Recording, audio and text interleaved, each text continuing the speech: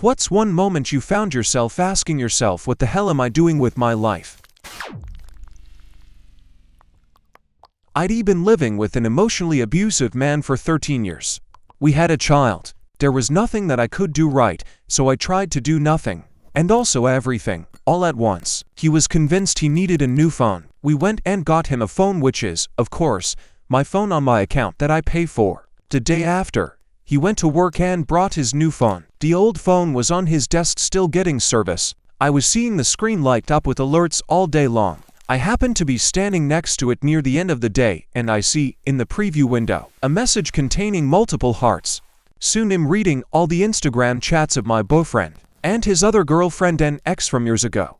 It had already reached the point where they were planning on how he was going to leave me, and she was repurposing a room in her house for his office. My first thought was, what the hell am I doing with my life? I'd allowed this man to make my life so small and made excuses for his humiliating treatment of me to friends and neighbors because I loved him, and in return I got absolutely nothing, not even enough respect to not cheat. I had wasted a decade. An hour later I had picked him up from work and we were breaking up in the car. He couldn't decide which shitty defense to go with, so he went with both.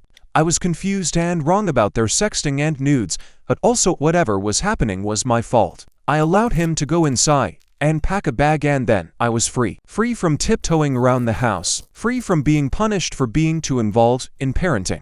Free to go back to school like I'd wanted to for years now at age 40. Because although he would say I could do whatever I wanted, we both knew that wasn't true, and he would make life very difficult. My partner of 8 years had cheated on me, and I had just found out.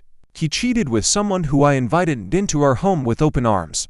I was always very kind to this person and would make them lunches and desserts. They worked together. I was in terrible debt with school loans and some credit cards I had unwisely used. I was suicidal and would often take my dog with me to the top of a bridge. I'd talk to her and let her know how much I wanted to jump, how much I wanted to be gone, but I worried about her.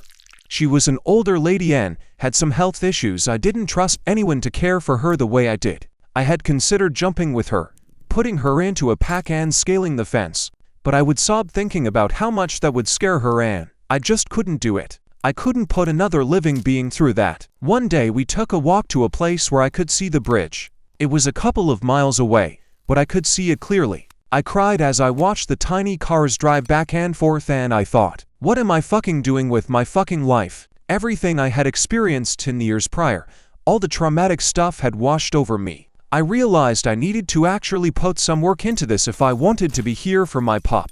That was fall of 2016. I've since put a lot of work into myself. I was a better person for my pup, and I was a better person for me and those who cared for me. I realized my trauma does not define me. I am not the sum of that. Instead, I am the result of a lot of work, a lot of experiences, and a lot of help.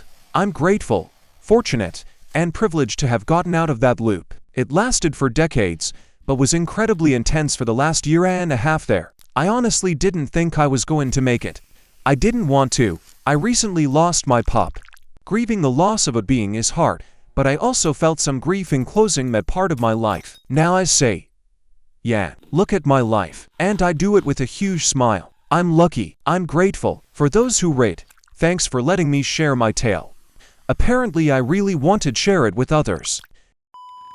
It's most days, honestly, but most recently, I'm looking into buying a house. The advice was to make sure you are good with being there at least 5 years before wanting to move, or it's a bad decision, and it got me thinking about my job and social situation and all that. Basically, it came down to I don't even want to be here tomorrow, but I'm sort of okay with it. And I realized that describes most of my life.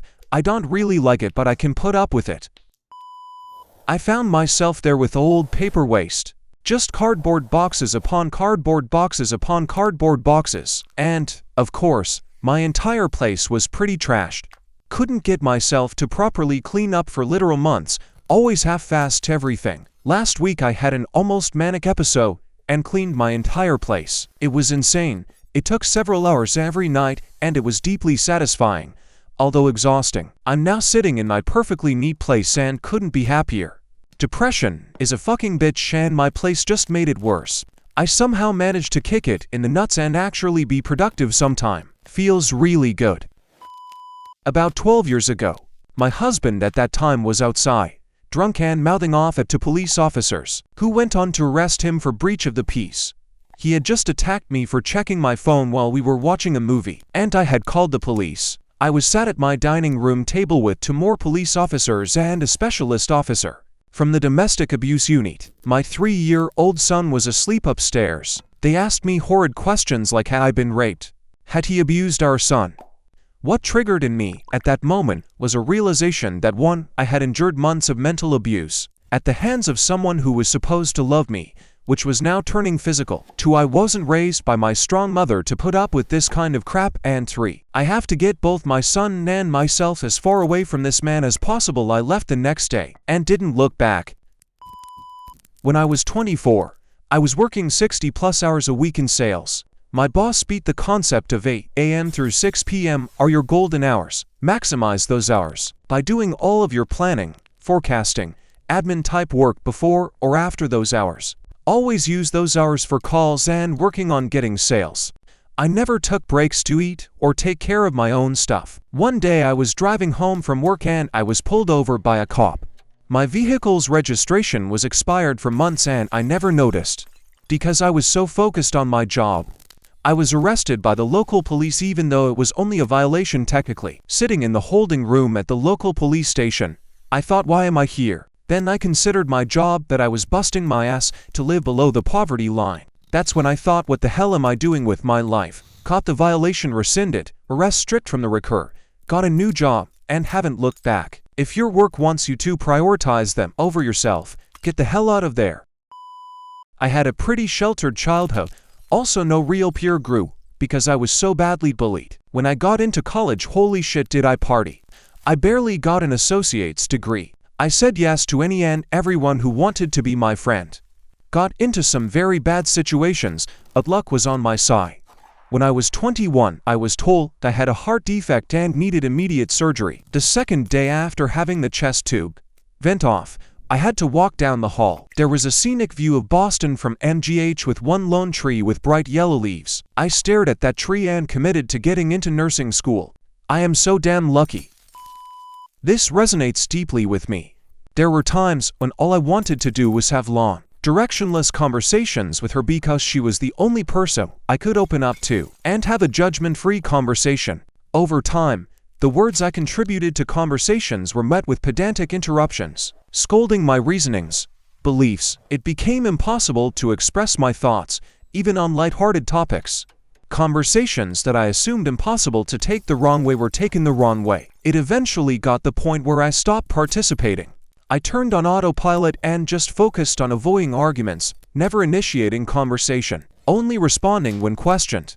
That's a heartbreaking place to be when, only a few years ago, this person was my only escape from depression and anxiety. It feels like someone helped you out of your shell just to put you in an even smaller, more uncomfortable one. Try not to think of it as a wasted decade. If you're anything like me, you learned a lot about yourself. You learned what you're willing to stomach in a relationship, and hopefully gained the ability to spot red flags from a mile away. It helps fast-track future relationships, lol. Or maybe you've decided you're totally fine on your own, and you'll feel more comfortable cutting off toxic partners early and often, because you are grounded in your new sense of self. In any case, I hope your next 13 years make up for the 13 that were stolen from you. Age 11. Standing atop a long series of black metal pipes, 20, maybe 25 feet up in the air, looking down at two incredibly pissed-off looking police officers. I'd stolen a bunch of stuff from a bunch of shops, tools, food, clothes, all sorts. I managed to evade chase all the way to a fucking sewage plant of all places. I quickly gave up after coming to the realization that I'd literally risked my life for stupidity, and I really didn't want to grow up to be a total and utter yogurt.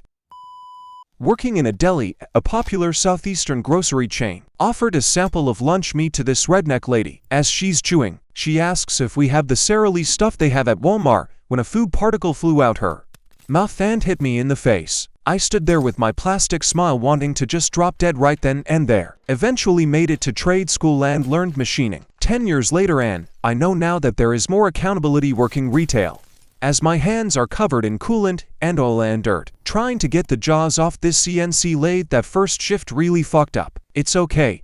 He's been there 30 years and his fuck-ups are blamed on me. I start to ask the question of just what am I doing with my life again? I'm 3 months from turning 40 and I'm just so tired of everything. I'm a man in my mid-30s. I have the family I always dreamed of having. I have a stable job, certainly not rich, but comfortable, and not wanting for anything. The other day I was getting to know someone over coffee, business related, and he asked me something about my hopes and dreams. In that moment it dawned on me, I have achieved everything I hoped and dreamed for, but I am still young. And honestly my hopes and dreams were not particularly ambitious, so lately I've been asking myself what the hell I'm doing with my life. Haha. I don't want to risk what I have, but I do need to start dreaming bigger somehow. I was sitting on the toilet in Afghanistan in the middle of the night where rocket attack happened. I turned the fan off, also the light, as it was on the same switch to make sure I was actually hearing the incoming alarm. I was, and a second after that the CRAM's counter-rocket artillery mortar, the big R2D2 looking things with a gun on them. Navy ships call it SUs or phalanx around base started blasting away at an incoming rocket, and a couple mortar rounds. So I'm sitting in complete darkness listening to all of this going on outside, and I'm thinking to myself, I'd rather die on this toilet than lay down on that floor and die of some disease in 5 years. Then I heard a rocket actually whiz by overhead and I said, oh, shit. Then I laughed at myself for saying oh shit while I was taking a shit. Then I thought, Jesus. What the hell am I even doing with my life? I was working as a receptionist in my early 20s after dropping out of high school, and I went to the mall with my mom one day after work. I found these great hot pink sneakers on sale at Hot Topic for $17, and I did some mental math and realized that I could not afford them. That led me to wonder what I would do if one of my pets had an emergency, and I needed to pay a big vet bill. I broke down and started crying right there in Hot Topic. Within a week I had enrolled at a community college that had a unique program focusing on my interest 5 hours away. With the help of some student loans, I sold what I could sell, packed the rest, and less than 6 weeks later I was a college student living in the dorms. I made straight A's, transferred to one of the top universities in my field, and finished with a degree I had always wanted but never believed I could do. I got those hot pink sneakers for Christmas. 22. In a pole dancing class with my best friend, they were playing Christmas trap music over the speakers, and I tried out a move where I full-on slammed my balls into the pole. I hit the deck, about to writhe in pain, when a strange calm washed over me. A robotic Santa voice was calmly screaming ho in my ears. I was lying on the floor in booty shorts cupping my balls, and one of the people I care most for in this world was twerking her life out. As I desperately needed help, my brain took all that in and was like, how did we get here? What kind of a life have we lived where this is happening? What terrible choices do we make? Friend of mine goes to a school where he's great friends with another guy. He tells me this story on how said guy was on the student council and had to stay after hours occasionally. He had this really important geography test upcoming that he really had to keep up, so he wouldn't fail the course entirely. He abused the fact that he was able to stay after hours the day before, took one of the papers from the teacher's desk, photocopied it, took it from the library printer, and used a bunch of chairs to stack up on the desk and rolled it up, and stuck the paper in the crack of the whiteboard. He tells my friend this and said friend calls him insane. The time of the test arrives, and when the teacher leaves the room, he grabs the paper and sits down, with the answers already written on it. He immediately breaks down into tears and tells the teacher what he's done. I've met the dude a couple times before, and he seemed really good-hearted and smart, and it might have had something to do with pressure at home for him to crack like this. The teacher, from what my friend was told after, was really chill about it and didn't even get anybody else involved. He simply took the paper and gave him a warning. 10th grade. Tilter kid finds a really formulated way to cheat on a test and then breaks down wondering what the hell he's doing with his life at it. Now looking on it, I'm pretty sure he could have snuck in this paper way easier, but I guess he was just paranoid. I was attending a conference in the middle of winter. The daytime high was -25 degrees C, and the sun set at 4 p.m. I was a vendor. No one but other vendors were in the display room. All the attendees had either gone home or chosen not to come in the first place. Who could blame them? I was staying in a hotel where a dead body had been found under one of its beds the week before. Forevermore it was referred to as the Dead Body Hotel, and it was my 40th birthday. I remember distinctly thinking, what the hell am I doing? During the beginning of the pandemic, working in the ICU, wasn't even an ICU nurse. Reusing the same N95 mask as before. Trying to do a Skype call with the family of the patient so he could say goodbye before we intubated. The critical care doctor was pissed because he wanted to intubate ASAP, but all the ventilators were in use. I'm sweating to death in the protective gown, and my charge nurse says we are about to get another admission. Put in my 2 weeks after that shift. Was best friends with this guy for years. I was in love. He very much was not.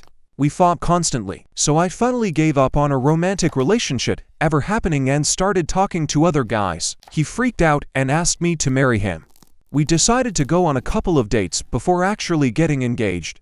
We started arguing in the car on our way home from the first date, one of the same arguments we'd been having for years. I looked over at him at a stoplight, and it dawned on me that I didn't even want to be his friend, let alone his wife. I dropped him off at his place, then went home. Wrote a very long letter explaining that I couldn't be in his life anymore, and dropped it off in his mailbox the next day. 3 years later, and he's married to a real sweet girl who makes him happier than I ever could. We don't talk, but his parents tell me he's doing good, and I can only hope they tell him the same about me.